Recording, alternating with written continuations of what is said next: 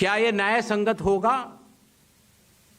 कानून में न प्रावधान है, न कोई शपथ पत्र है, न कोई एविडेंस है, न कोई सबूत है, तो क्या 1.5 लाख नोटिस जारी करके उन मतदाताओं को एसडीएम के दफ्तर में बुलाया जाए और यह कहा जाए कि आप फर्जी हैं? क्या मतदाता चुनाव आयोग से यह नहीं पूछेगा कि आपके पास क्या सबूत है? आज भी आपके मीडिया में चल रहा है, जितने नाम लिए गए सब एक एक करके सामने आ रहे हैं। और अगर चुनाव आयोग ने उनको नोटिस दिया होता तो हमारी साख गिरती कि बढ़ती? किसी ने सवाल पूछा था तो मैंने सोचा बतलाता चलो। बिना किसी सबूत के किसी भी वैलिड मतदाता का नाम नहीं कटेगा। चुनाव आयोग हर मतदाता के साथ चट्टान की तरह खड़ा हुआ है। अगर कोई सोचता है कि एक पीपीटी देकर, जो कि चुनाव आयोग के आंकड़े नहीं हैं, चुनाव आयोग ने मतदाता सूची जरूर दी है, लेकिन पीपीटी में गलत तरीके से एनालाइज करना, गलत आंकड़े देना और यह कहना कि पोलिंग ऑफिसर ने कहा है कि इस महिला ने 2 बार वोट दिया है, इतने संगीन विषयों पर बिना हलफनामे के चुनाव आयोग को काम नहीं करना चाहिए। यह संविधान और कानून दोनों से विरुद्ध में होगा। और यह भी मैं आपको बतलाना चाहता हूं कि यह सवाल जो आया था ट्रस्ट, मैंने आपको पहले भी कहा था कि जहां तक मतदाताओं की बात है, हिंदुस्तान में 60% से ज्यादा वोटिंग होती है। जो दुनिया के बड़े बड़े जनतंत्र जिसके लिए सोच सकते हैं, दुनिया का सबसे बड़ा जनतंत्र है भारत। दुनिया का सबसे बड़ी मतदाता सूची हमारे पास है, लगभग 90 करोड़ से 100 करोड़ के बीच में। सबसे बड़ी मतदाता सूची, सबसे बड़े चुनाव कर्मियों की फौज, सबसे ज्यादा मतदान करने वाले लोगों की संख्या, और इन सब के समक्ष, सारे मीडिया के समक्ष ये कहना कि अगर मतदाता सूची में आपका नाम एक बार और है तो आपने 2 बार मतदान किया होगा और कानूनी अपराध किया होगा, और मेरे सारे मतदाताओं को अपराधी बनाना और चुनाव आयोग शांत रहे, संभव नहीं। हलफनामा देना होगा या देश से माफी मांगनी होगी, तीसरा विकल्प नहीं है। आपके माध्यम से मैं यह भी कहना चाहता हूं, अगर 7 दिन में हलफनामा नहीं मिला तो इसका अर्थ ये सारे आरोप निराधार हैं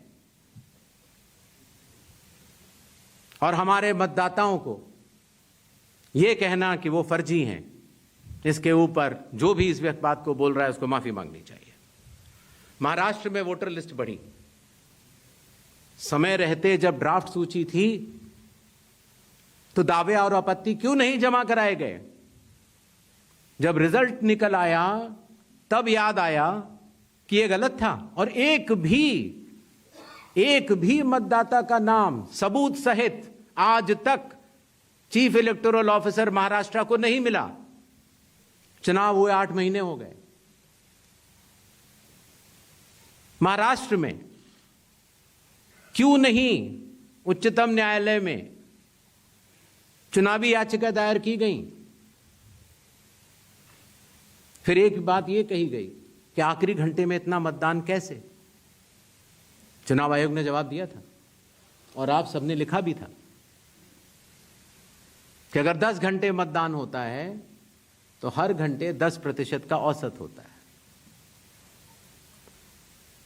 आखिरी घंटे में 10% से कम मतदान हुआ।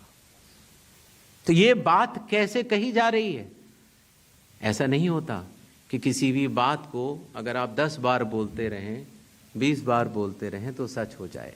सच सच होता है और सूरज पूरब में ही उगता है, किसी के कहने से पश्चिम में नहीं उगा करता।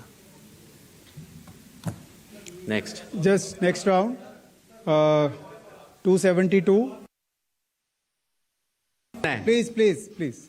272, 167, 184, 81, ये and last है। 266. Hello Yes.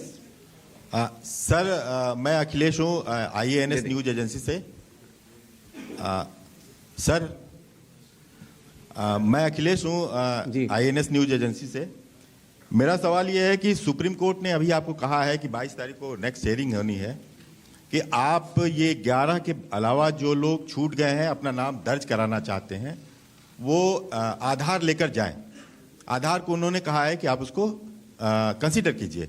इसका मतलब ये है कि आप जब आगे का SIR कराएंगे या पूरे देश में कराएंगे तो आप ये मान चुके हैं कि 12वां आपका आधार होगा।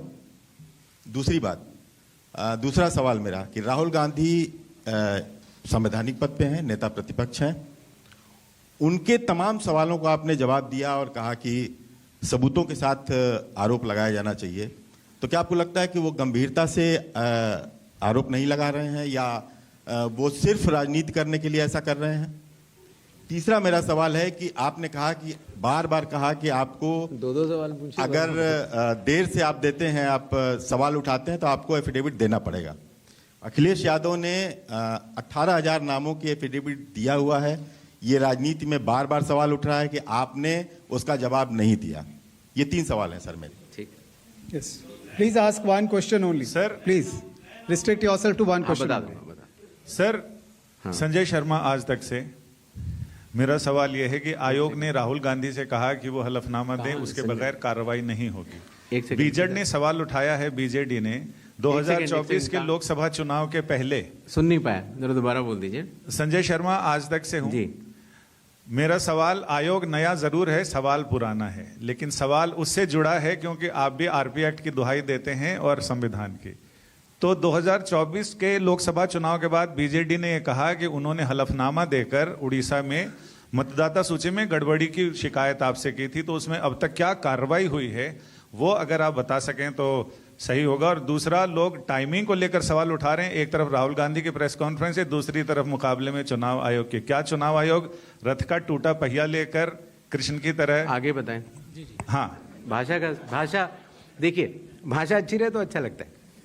जी सर, 184. मैं इंडिया टीवी से शोएब रजा। मेरा सवाल सर ये है कि बिहार में जो ड्राफ्ट की सत्यता की जांच हो रही है, बाद में जो सर्टिफिकेट दिए जा रहे हैं, ऐसी बहुत बड़ी आबादी है। हम गए थे बिहार में, जो वो दस्तावेज 11 के 11 में से एक भी नहीं दे पा रहे। अभी हम देख रहे थे कि उनमें से मूल निवास प्रमाण पत्र के लिए एक होड़ मची हुई है बनाने की, आधार से ही बन रहा है वो भी।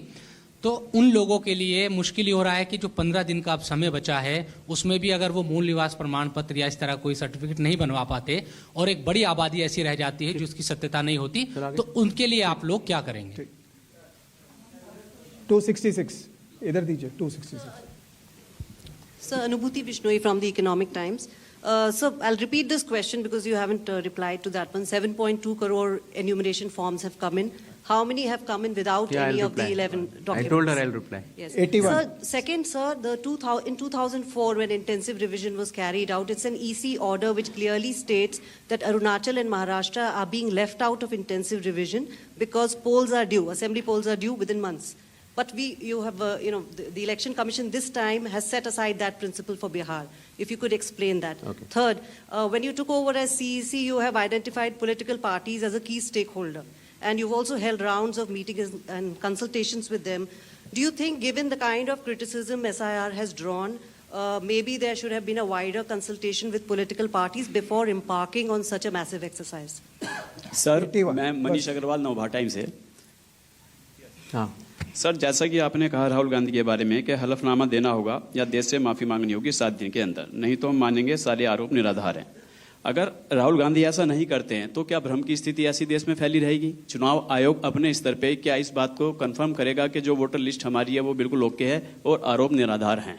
सेकंड इज, जो SSR हर साल होता है सर, जैसे बिहार की बात करें तो 22 साल बाद हो रहा है, तो 3 साल वोटर हर साल जुड़े, 65 लाख अगर वोटर, तो क्या हमारी चुनाव आयोग की कोई जिम्मेदारी नहीं जो हर साल SSR हो रहा है कि वे कैसे एटलीस्ट डेड वोटर कैसे जुड़ रहे हैं हर साल, तो क्या उनकी भी कोई जवाबदेही बनती है सर?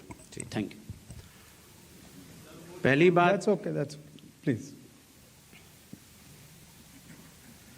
पहली बात ये दोबारा आई कि साहब डेट्स को लेकर पूछा गया, तो मैंने स्पष्ट किया था